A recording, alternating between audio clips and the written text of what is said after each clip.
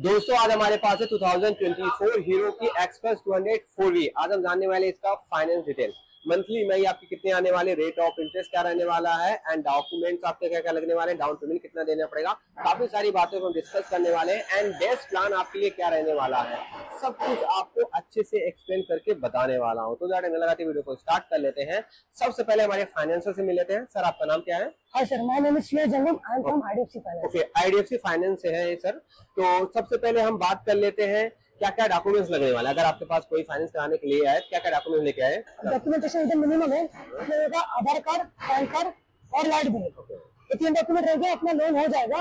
और कभी कभी क्रिटिकल केस में लगता है अपने बैंक स्टेटमेंट लगता है बस। अच्छा। उसके अगर डॉक्यूमेंट नहीं लगेगा ये गाड़ी के लिए। हाँ, तो बैंक की स्टेटमेंट नहीं लगने वाला है। बैंक स्टेटमेंट लगेगा, उसके अलावा ज्यादा डॉक्यूमेंट नहीं लगेगा। अच्छा, ज्यादा डॉक्यूमेंट चार डॉक्यूमेंट्स में अपना काम हो जाएगा। अच्छा, एक कोई और जैसे बैंक की स्टेटमेंट आप लेते हो तो उसमें कुछ कितना ट्रांजेक्शन होता रहना चाहिए मंथली, ऐसा कुछ? ट्रांजेक्शन नॉर्मली मिनिमम होना चाहिए, बस अपना बैलेंस अच्छा खासा रहना चाहिए। ओके।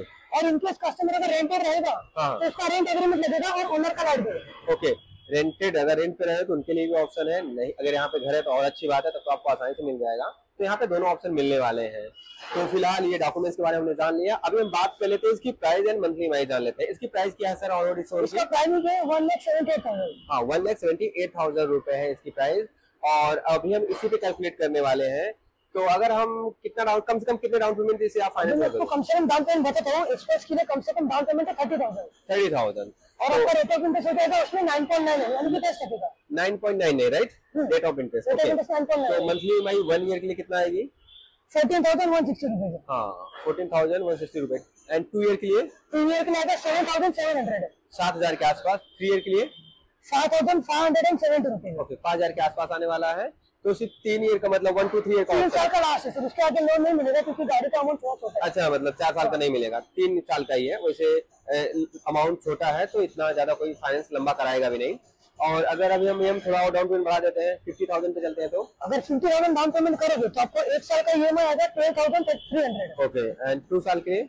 2 इयर्स का आएगा 6,700। 3 ईयर का? और 3 इयर्स का आएगा 4,850 रुपीज। रेट ऑफ इंटरेस्ट यहाँ पे क्या रहने वाला है? रेट ऑफ इंटरेस्ट यहाँ पे भी सेम रहेगा, आपको 9.99 का आएगा। अगर आपको कम रेट ऑफ इंटरेस्ट चाहिए तो आपका डाउन पेमेंट उसके लिए कम से कम करना पड़ेगा 60,000। गुड। तो इसमें आपको बता रहा हूँ, आपको रेट ऑफ इंटरेस्ट मिलेगा 8.49 का। गुड, यहाँ पे ध्यान रखना, यहाँ पे रेट ऑफ इंटरेस्ट आपको कम मिलने वाला है। कम हो जाएगा। और वो इसका स्कीम का स्पेशलिटी बताना क्या है, आपको इसमें रेट ऑफ इंटरेस्ट कम मिलता है। और दूसरा स्पेशलिटी ये है कि आपको हाइपोथिकेशन चढ़ के मिल जाता है। वाह, मतलब समझे हाइपोथिकेशन क्या होता है। अगर आप गाड़ी लोन पे लेते हो तो गाड़ी बैंक का नाम लिख के आता है, अपना आरसी देते हैं तो कैसे देते हैं, जब तक का लोन चालू है ना तो गाड़ी बैंक के नाम पर है। तो वो केस में क्या होता है, जब लोन खत्म होता है आपको आरटीओ में जाना पड़ता है, एनओसी लेते हैं तो उसका खर्चा होता है 1,000 से 2,000 रुपए तक। राइट। तो ये केस में कैसे आपका हाइपोथिकेशन मतलब बैंक का नाम ही नहीं चलेगा, आपका गाड़ी दिखेगा कैश पे। राइट, से ओनर आप ही रहोगे गाड़ी के। परफेक्ट। तो ये फायदा है आपके लिए। पता है, उससे लगेगा कि आपका मतलब कैश पे लिया है आपने जो। तो मैं आपको बता रहा हूँ 1 साल का इसका ईएमआई कितना आएगा। देखो 1 ईयर का ईएमआई आएगा 11,200 रुपीज। ओके। 2 इयर्स का आएगा 6,050 रुपीज। और 3 इयर्स का आएगा 4,330 रुपीज। Okay okay.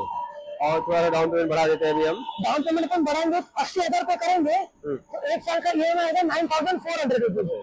2 साल का करेंगे तो आएगा 5,080 और 3 इयर्स का आएगा 3,600 रुपीज।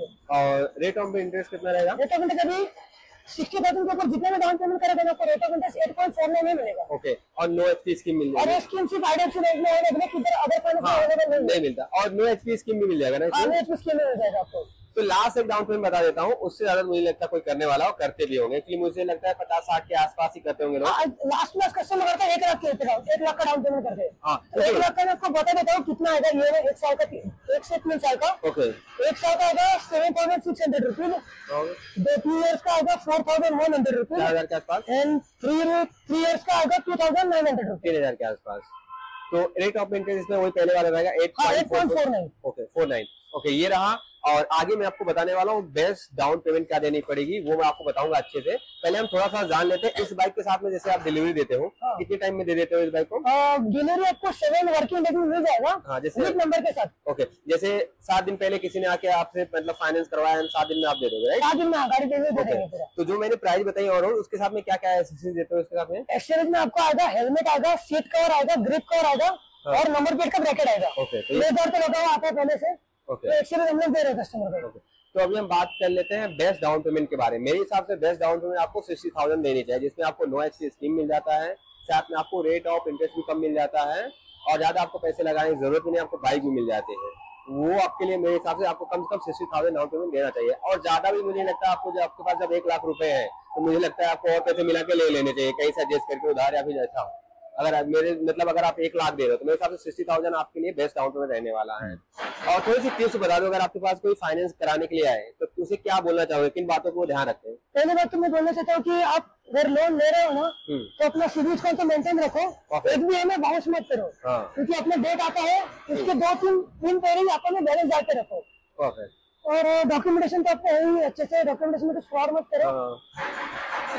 बाकी लोन हो जाएगा, वैसे आजकल बाइक के लोन आसानी से मिल जाता है, कोई दिक्कत नहीं है। मैं अपने ईएमआई टाइम पे भरा करो बस, वही सवाल, बाकी कुछ नहीं। अगर आपका पुराना लोन चल रहा है तो उसे आप क्लियर करो। एक और मैं टिप दे देता हूँ, जैसे कभी कभी क्या होता है हम लोन बराबर टाइम पे नहीं भर पाते एंड हमें सेटलमेंट करने की नौबत आ जाती है, तो आप भाई सेटलमेंट मत करना, उससे सिविल स्कोर बहुत डाउन होता है। आप ट्राई करना एक्स्ट्रा देके आप उसे क्लियर करें, लेकिन वो क्लियर कर देना, सेटलमेंट मत करना, तो सिविल स्कोर बहुत डाउन होता है। ये बात ध्यान रखना आप लोग। और यहाँ तक वीडियो देखा होगा तो प्लीज लाइक से सब्सक्राइब जरूर कर देना। और एक हमारे भाई साहब के लिए धन्यवाद इस वीडियो में आने के लिए, अच्छी इन्फॉर्मेशन देने के लिए।